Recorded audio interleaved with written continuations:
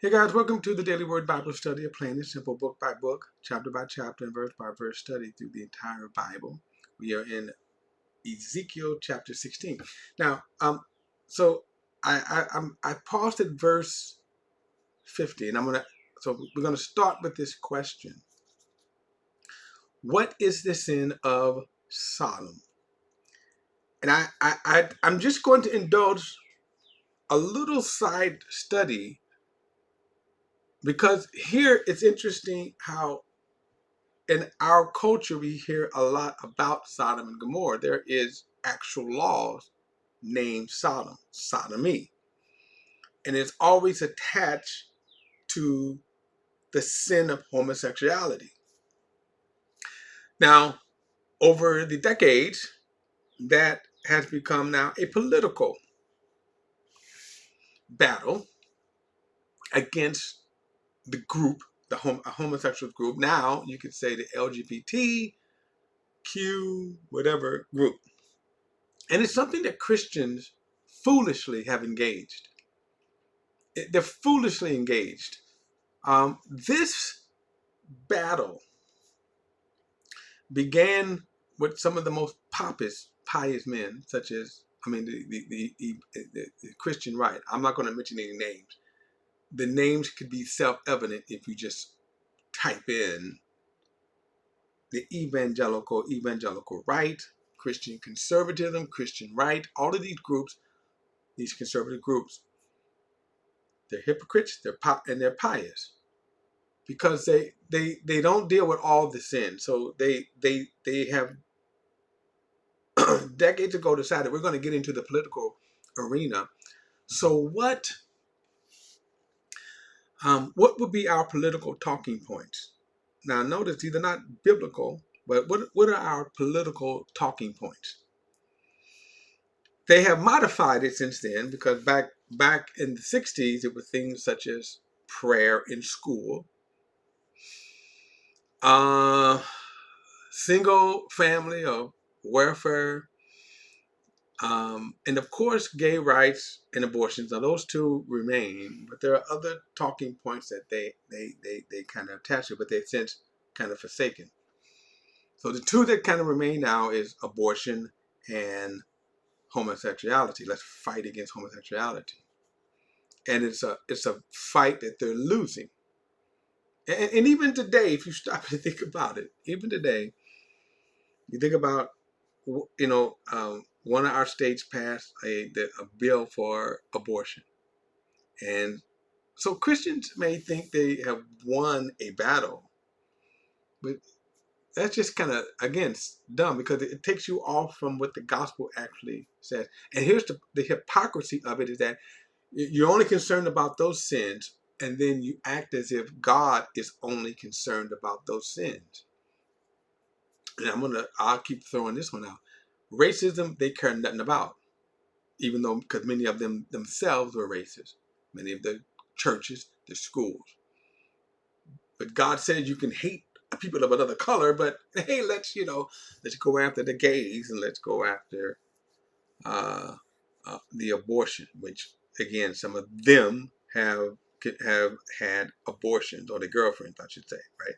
Their girlfriends and their wives. The hypocrisy there, and that to me is what exposes that whole kind of movement. So what I want to kind of say is that what God, when we talk about the political side of it, what God is against all sin. And as I said, as we're in chapter 16 here, the what God is blasting Israel for, and then he gives the spiritual image or analogy as that of an unfaithful, whorish wife, right? Not homosexuality. And then we get to Sodom, and he says, this was the sin of Sodom. And what I'm saying is, when you think about the term Sodom and Gomorrah and sodomy, you only think about homosexuality. Well, let's go and look at why they have, to me, sort of prostituted that. So this is This is Genesis chapter 19. And verse 1 says, the two angels entered Sodom in the evening as Lot was sitting at Sodom's gate. When Lot saw them, he got up to meet them. Now, and then he bowed his face to the ground. Now, Lot was Abraham's son. If you go back to the previous chapter in 18, this is who Abraham was praying. Like, here God showed up and said, I'm going to destroy the city, Sodom and Gomorrah. And then all of a sudden, Abraham remembered, oh, Lot's over there. So we're not going to get all the way to that story, to the end of it. The idea is that, so God says, if I found, he went from 50 down to 10. If I find 10 righteous people in the city, I'll spare the city. Couldn't find it. So now what's going to happen is that God is going to get Lot out. He's going to remove Lot and his family out of the city. But this is where the story comes in the imagery when we have about Sodom and Gomorrah. And he says, verse 2, and he said, my lords, turn aside to your servant's house, wash your feet, and spend the night. Then you can get up early and to go on your way. No, they said, we would rather spend the night in the square. But he urged them so strongly that they followed him and went to the house. He prepared a feast and baked unleavened bread for them, and they ate. So the angels show up. They said, we're just going to observe. And he says, no, not a good idea, right? Because he knows the city. Not a good idea. Verse 4. Before they went to bed, the men of the city of Sodom, both young and old, the whole population surrounded the house. They called out to Lot and says, we are the men. Where are the men that came to you tonight? Send them out to us so that we can have sex with them. Lot went out to them to the entrance and shut the door behind them. And he said, don't do this evil. My brothers, look, I have got 2 daughters who haven't had sexual relationships with a man. Now, I'll bring them out to you, and you can do whatever you want to them. However, don't do anything to these men, because they have come under the protection of my roof. Now, throughout, for some reason, this kind of is a perverted way how men value women. Notice he said he had 2 virgin daughters. I'll give them to you. You can do whatever you want with them. Okay. Then he says, get out of the way, they said, adding, this one came here as a foreigner, but he is acting like a judge. Now we'll do more to him. We'll do more harm to you than to them. They pressured Lot, and they put pressure on Lot, and came up to break down the door. But the angels reached out, brought Lot into the house with them, and shut the door. They struck the men who were at the entrance of the house, both young and old, with a blinding light, so they were unable to find the entrance. Now, so let me show you one other verse. I got to find it too. But here's the problem with this. The problem with so they said, well, see, look at the men. These were homosexual. They wanted to come out and have sex. The reality is that they probably would have had sex with anything. But yeah, you saw an image there of deviant homosexual behavior and actions, right? Let me see if I could find this here, because I got to find this verse that I want to find. No, where you at? Here we go. Judges. Let me see. Let me see if I can find this. Look at 19. So whenever you and what I'm pushing back on is how the Christian right has perverted sin, their view of sin. parched out, you know. So this story is found in I'm talking in Judges 19. And what the purpose of Judges, it tells you, it kind of shows you how bad Israel had gotten, how sinful they had. And let's see here. So let me. Okay, so this story is so perverted, and again, so we're not going to spend the whole time on in Judges 19. It's so it is so. The story is about a guy who was this kind of priest for hire.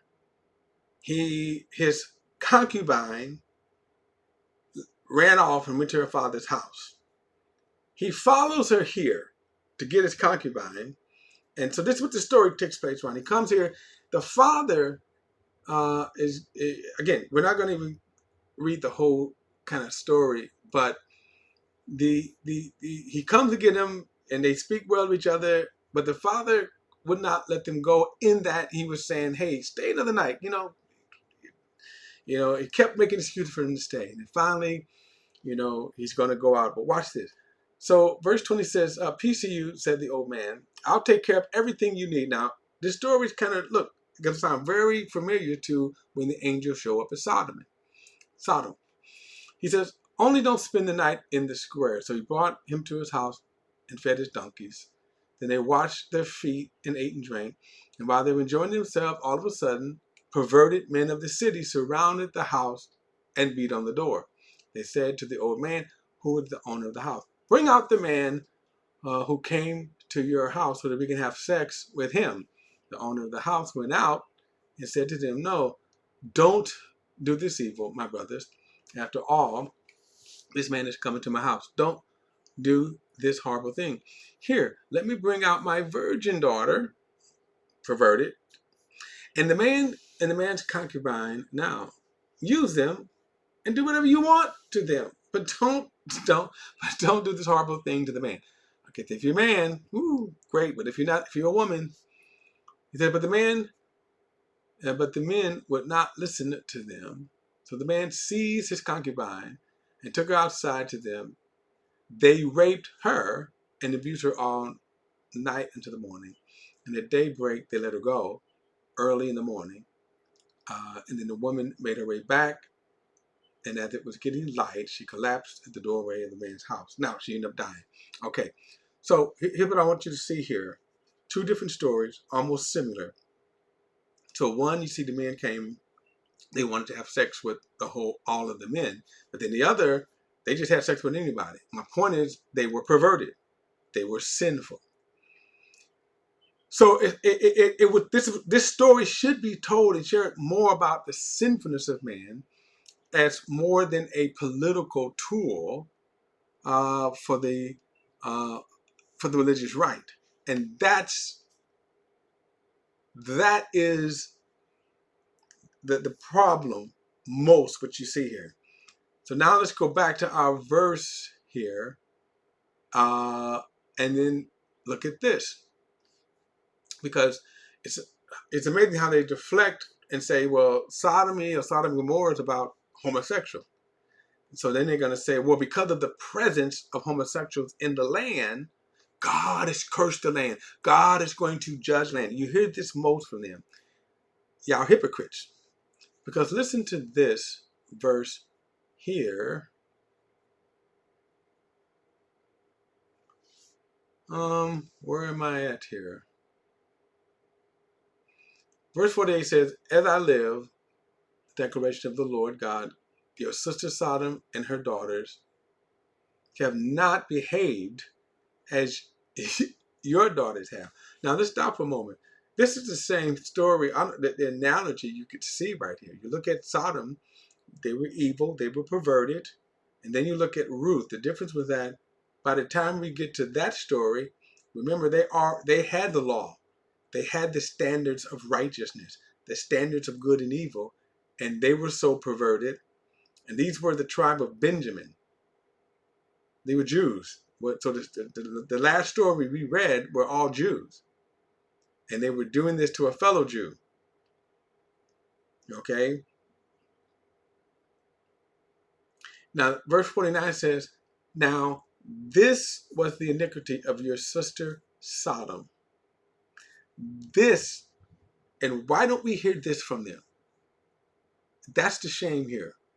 So he says, now this was the iniquity of your sister Sodom. She and her daughters had pride, plenty of food, and comfortable security, but didn't support the poor and the needy. They were haughty and did detestable things before me. So I removed them when I saw this. So now he includes their perverse behavior.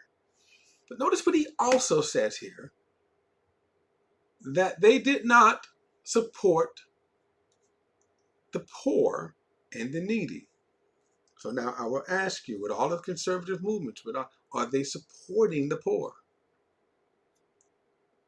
No, they're not. They would rather, So again, notice what the sin of Sodom was. It was more so the pride, the abundance of food, the prosperity. Notice this, the comfortable security. So if anything you want to compare America with, it's not the presence of homosexuals. That's a deflection. Look at all this other stuff that God takes the time to mention, that they deflect from, that they never talk about. Their pride, the fact that they are not supporting the poor and the needy, and then the boast in their security. See, this is the problem here. This right here is the problem.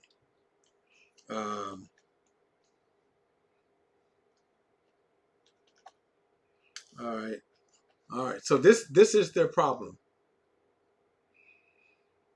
Look at verse 50. He says they were haughty and they did detestable things. So I removed them when I saw this. So he's going back to how he judged Sodom and Gomorrah, right? How he judged them for their acts. But notice what God says, the sin that got them judged, this was the sin that got them judged. Notice God didn't go, oh my God, it was the homosexuals. It was the LGBT. I'm not a progressive here. I'm just simply telling you how the hypocrisy of the Christian right, the conservative movement, how they will focus on that. You will focus on that, but yet all of these things right here describe one of the presidential candidates, right? All of these things right here describe a certain presidential candidate.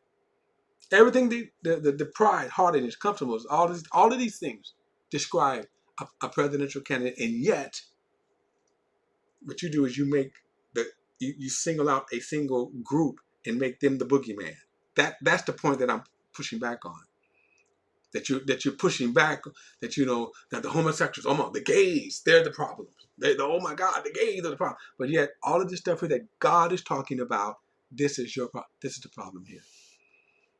This is what they never talk about, because what? They're most guilty of this than the fact of the gays. And I again, it is. So you make enemies. You fight against them, and when people come, anyway, notice what God has said. That's what God has said. Okay, guys. So that was my diversion, a little rant here. Let's stick with the word of God, man. As Christians, we're supposed to speak against all sin, not just single out a group. But I digress. Don't forget to like and share this video and subscribe to BP, the Bible Perspective. And as always, if you have a thought or comment, add it to the comment section below. All comments are welcome. and I'll see you in the next study.